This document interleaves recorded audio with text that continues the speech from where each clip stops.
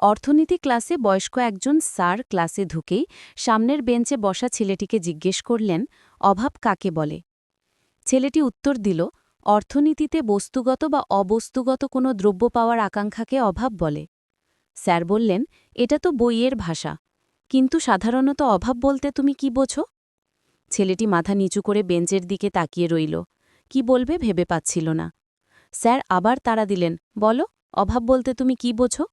তখন ছেলেটি বলা শুরু করল, আমি কলেজে আসার সময় মা আমাকে রিক্সা ভাড়াটা দেবার জন্য সারা ঘর তন্নতন্ন করে খুঁজে ২০-৩০টা টাকা বাহির করে দেন।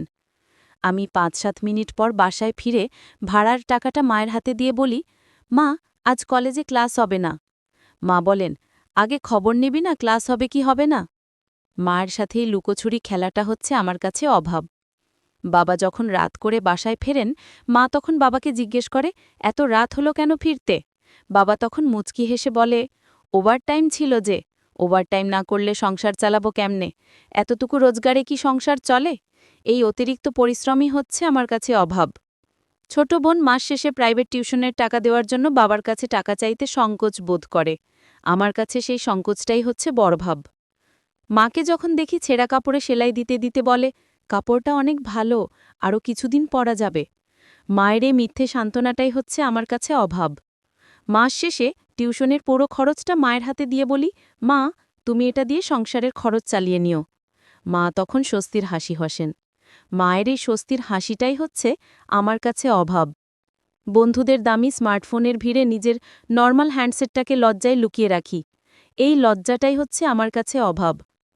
অভাবী হওয়ার কারণে কাছের মানুষগুলো আমার থেকে দূরে সরে যায়। আমার থেকে দূরে সরে পড়াটাই হচ্ছে আমার কাছে অভাব। পুরো ক্লাসে নীরবতা পড়ে গেল। ক্লাসের সবাই দাঁড়িয়ে পড়ল। অনেকেরই চোখে পানি। স্যার চোখের পানি মুছতে মুছতে ছেলেটাকে কাছে টেনে নিলেন।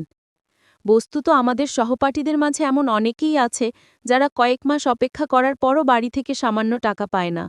সব দুঃখ কষ্টকে আড়াল করে হাসি মুখে দিনের পর দিন পার করে দেয়, খেয়ে না খেয়ে। তাদের হাসির আড়ালে লুকিয়ে থাকা কষ্টগুলোকে বোঝার সুযোগ হয়তো আমাদের কখনোই হয়ে ওঠে না। এটাই হচ্ছে আমাদের অভাব।